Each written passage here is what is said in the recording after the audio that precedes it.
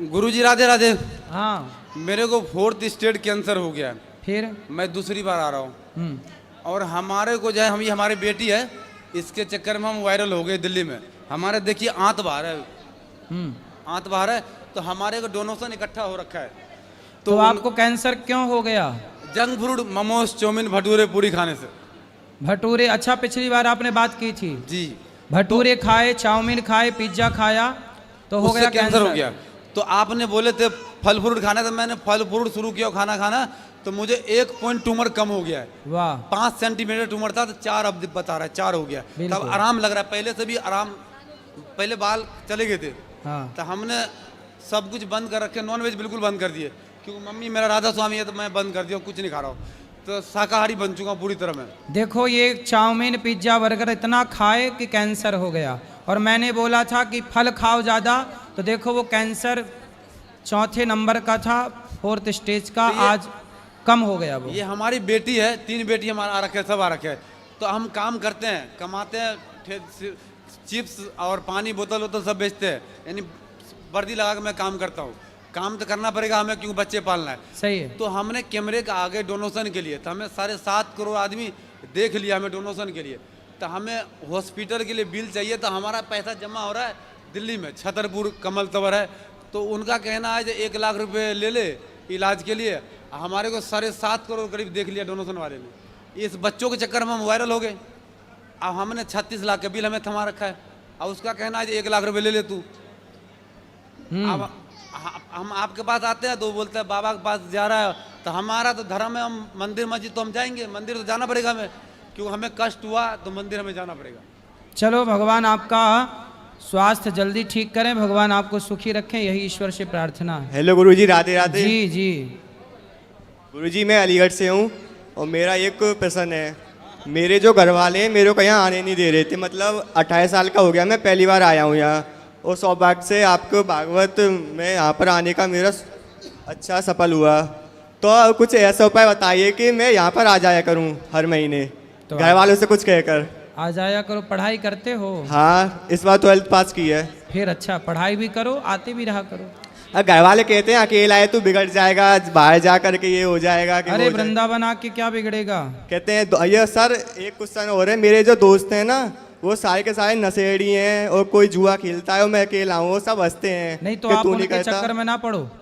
यही तो, ये आपके दोस्त नहीं है, दुश्मन है जो नशेड़ी हैं। और बचपन से मेरे साथ रहे हैं, अब बहुत मुश्किल हो रहा है। नहीं तो अब उनके साथ ना रहो, जो भटक गया समझाओ, ऐसे दोस्तों के चक्कर में ना गुरु जी, एक लास्ट क्वेश्चन हो रहा है मेरा, कि आपने कहा था पहले कि आप बिग बॉस में नहीं जाओगे, तो आप फिर बिग बॉस में गए थे, मैंने देखा था एपिसोड वो आपके लिए, आप क्यों गए थे? नहीं, बिग बॉस में हम नहीं गए।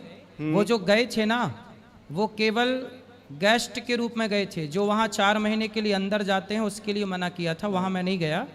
मुझे अंदर जाने का ऑफर था कि आप अंदर आइए महीनों के लिए, उसके लिए तो टाइम था ही नहीं। तो गुरुजी, जब आपने मना किया तो आप जाते ही नहीं वहाँ पर फिर? बेटा ये बताओ, यदि हम नहीं जाते तो बुराई के पास यदि हम नहीं जाएंगे तो क्या हम अच्छे लोगों के पास जाएं, सुधरे हुए लोगों के पास जाएं? बिगड़े हुए लोगों के पास कौन जाएगा? हमारे साधु संत वैश्याओं के पास भी जाकर के उन्हें सुधारते हैं। हाँ जी। देखो, ऐसा है कि साफ सुथरा बच्चा पड़ा है तो उसे कोई भी अपनी गोद में ले लेता है। हाँ। लेकिन कोई गंदा बच्चा हो जो मलमूत्र में भीगा हो, उसे कोई जल्दी गोद में नहीं लेता, क्योंकि वो गंदा है। इसलिए समझदारी ये है कि जो सुधरे हैं उन्हें तो कोई सुधारने की ज़रूरत ही नहीं, ऑलरेडी सुधरे हैं। पर जो समाज बिगड़ा है, जो तबका बिगड़ा है, वहाँ जा के सुधार की ज़रूरत है, वहाँ और जाके सुधारना चाहिए। हम जैसों के पास टाइम नहीं है, नहीं, हमें जाके सुधारना चाहिए और रहना चाहिए। और गुरुजी, मम्मी मेरी टीवी पर देख रही होंगी, उनसे कह देना कि मेरे को भेज दिया करें। एक बार कह दो, मम्मी देख रही होंगी टीवी पर मेरे को। कहाँ भेज दिया करें? यहीं पर वृंदावन, जब कहा करूं। ठीक है, ठीक, आया करो। हाँ गुरुजी महाराज, मेरी लड़की अपने कर्तव्य ना छोड़ो। क्या सीता माँ ने अपने कर्तव्य छोड़े? क्या भगवान राम भगवान हो के अपने कर्तव्यों को छोड़ा? मैं भी अपने कर्तव्यों को छोड़ दूं, जंगल चला जाऊं, तो फिर वृद्ध माँओं की सेवा कैसे होगी? हर माँ बाप अपनी बेटियों को बेटों को पालें पोसे ना, पैदा करके छोड़ दें। माँ कर्तव्य करती है ना, बच्चों को नहलाती है, धुलाती है, उसे पाल पोस के पढ़ा लिखा के योग्य बनाती है। तो ये कर्तव्य माँ बाप ना करें तो कैसे सृष्टि चले? तो ईश्वर पे भरोसा रखो, ईश्वर में समर्पण रखो, परंतु आप ये समझो कि जो हो रहा है वो ईश्वर की मर्जी है और आपको अपने समझ से अपने सारे अच्छे कार्य करने हैं। शादी ब्याह करना है, अच्छी गृहस्थी बसानी है और गृहस्थी में रह के भगवान से प्रेम करना है। भगवान से प्रेम केवल वृंदावन आके नहीं हो सकता, घर बैठे भी तो प्रेम हो सकता है ईश्वर से। भगवान से प्रेम सब जगह से नहीं हो सकता। फिर शादी ब्याह कर लेना, पर गुरुजी लोग कहते भगवान भाग के कहीं नहीं जाना। तुम इतनी अच्छी भक्ति करो, भगवान से प्रेम करो, इतना प्रेम करो कि भगवान स्वयं चल के आपके पास आ जाएं। और लोग क्या कहते हैं, लोगों को थोड़ी जवाब देना है हमें। हम मेरे मन की या मैं जानूं या वो जाने, जमाने को बताने की क्या ज़रूरत है? मैं भक्त हूँ कि नहीं हूँ, मैं जमाने को क्यों बताऊं? बताने से क्या होगा? मैं आपको बहुत सारी चीज़ें बताऊं तो आप यकीन ही नहीं करेंगे, लेकिन ये तो अपना अपना अनुभव है ना।